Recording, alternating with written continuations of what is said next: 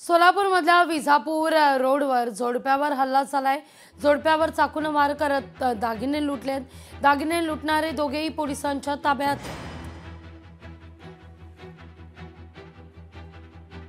आपल्या रेकॉर्डवरील आरोपी पूर्ण शोध घेऊन सोलापूर शहर आणि ग्रामीण पोलिसांच्या अभिलेखावरील सर्व सराईत गुन्हेगारांच्या व्हेरीफाय करून त्यामधून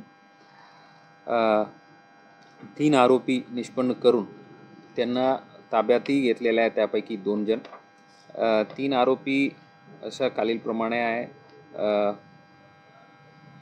प्रथम आरोपी आहे विकी गायकवाड, राहणार सेटलमेंट।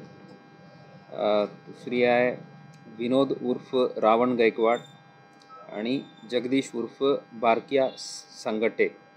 अशा 3 जणांचा निष्पन्न केलेला आहे आणि त्यापैकी विकी आणि रावण या 2 आरोपींना अटक करण्यात आलेल्या आहेत। लोकशाही मराठी ऐका, पहा, जागरूक रहा।